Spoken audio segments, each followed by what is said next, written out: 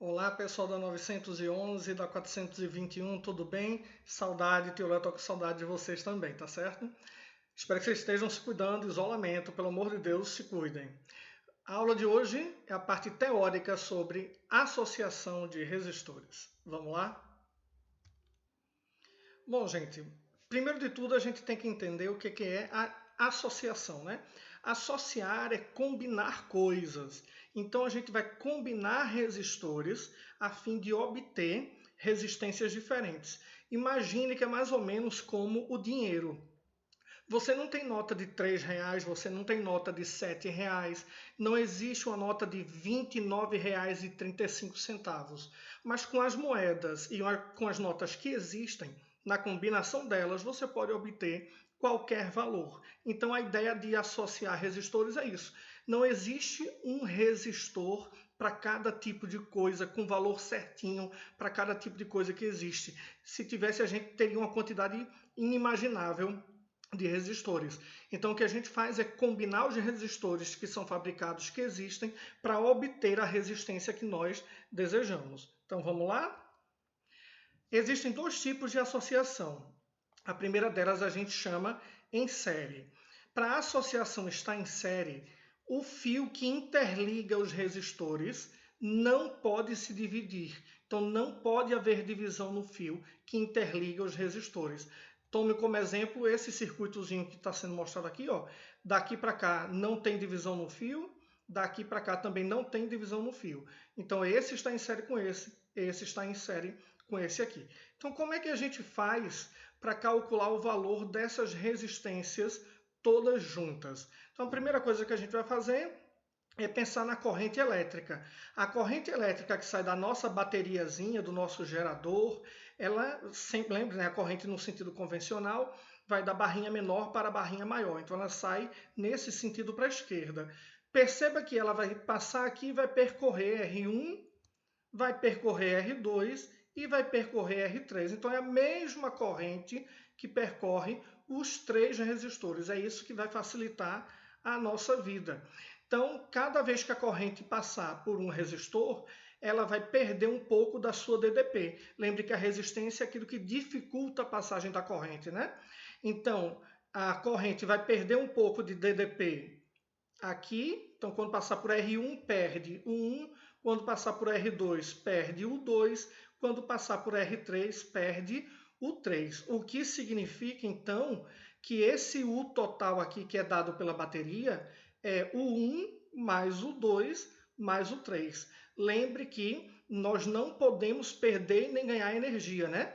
Na natureza, no universo, não se cria e nem se perde energia, ela só se transforma. Então, a soma desses três tem que dar o U total fornecido pela bateria. Tranquilo, gente? Sabendo disso, lembre que U é calculado pela primeira lei de Ohm, U igual a RI, né? Como esse aqui é o U total, então a gente vai ter aqui a resistência total com a corrente que passa no circuito. Fazemos isso para o 1, então com o 1 eu vou usar o R1, com o 2 eu uso R2 e com o 3 eu uso R3. E aí agora a gente faz a substituição, né? No lugar do U aqui é resistência total pela corrente, do U1 resistência 1 pela corrente e assim por diante. E aí a gente obtém essa equaçãozinha aqui, ó. O total, o 1, o 2, o 3. Perceba que a corrente é a mesma em todos eles, aquilo que aparece em todos os termos matematicamente a gente pode cancelar, né? Então o I vai desaparecer, sobra, portanto, apenas que a R total é a soma de todas as resistências. Eu botei aqui o mais em uma resistência porque a gente trabalhou com 3, aqui no exemplo, mas podiam ter infinitas, né? Então basta somar quando eu estou na associação em série para obter o total. Eu apenas somo as resistências com as quais eu estou trabalhando. Compreendido? Segundo tipo de associação que existe é a associação em paralelo. Quando é que isso vai acontecer?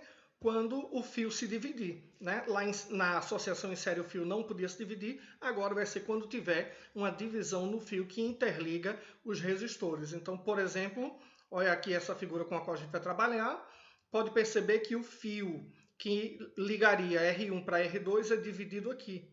E de R2 para R3 também é dividido aqui. Então, havendo as divisões, a gente está com associação em paralelo. Da mesma forma, como é que a gente vai calcular o valor dessas resistências juntas? Então, primeiro de tudo, perceba que esse I total se dividiu em 3, né? De tal maneira que o I total tem que ser a soma de I1 mais I2 mais I3. I1, a corrente vai passar em R1, I2 em R2 e 3 em R3. E aí, total é a que sai da nossa bateria, do nosso gerador, perfeito? Segunda coisa agora que a gente vai pensar é o seguinte. Vamos chamar esse ponto aqui de cima de A e esse aqui de B. De A para B há uma diferença de energia, que é exatamente a diferença DDP dada pelo gerador, né?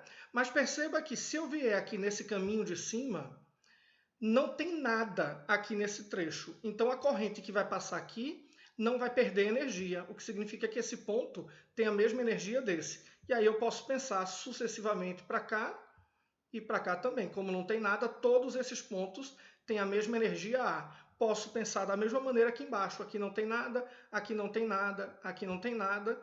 Então eu vou ter energia B para cá, energia B nesse ponto aqui e energia B também aqui. Então perceba que a gente tem a mesma diferença de energia no caminho de R1, no caminho de R2 e no caminho de R3. Isso significa para a gente que todas as DDPs que vão passar aqui são iguais, né? Então pense lá, que a gente acha as coisas pela primeira lei de Ohm, né? Então o U total, o U da bateria, é a resistência total com a corrente que sai da bateria, né? Que sai do gerador. Aí eu posso isolar essa corrente aqui, passando esse R, dividindo o U. E aí eu posso fazer isso para as outras correntes. Para I1, passando o R1 para baixo.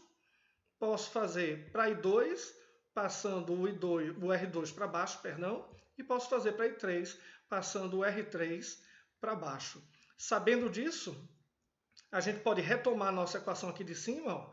E aí perceba que no lugar de I1 vai entrar U sobre a resistência total, no lugar de I1 sobre R1, no lugar de I2, U sobre R2, no lugar de I3, U sobre R3. Tranquilo?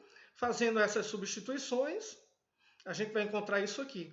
E agora perceba que o U é o mesmo, né? Porque a DDP daqui é a mesma DDP daqui, a mesma DDP daqui, é a mesma DDP daqui. Ficamos, portanto, cancelando o U de cada termo.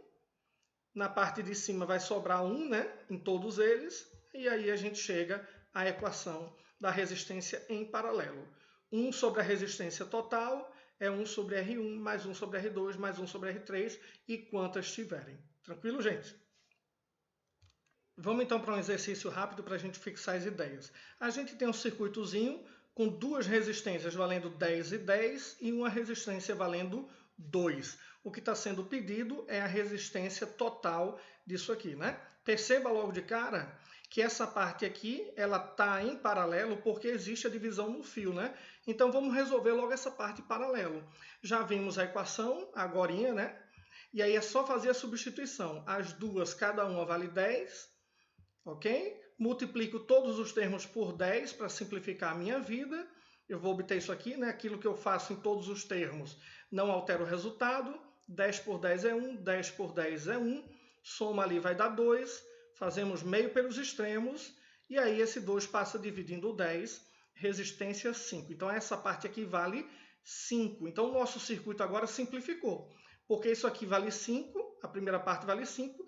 E tem a outra que vale 2 que eu ainda não usei. Não há divisão no fio entre eles. Então eles estão em série, né?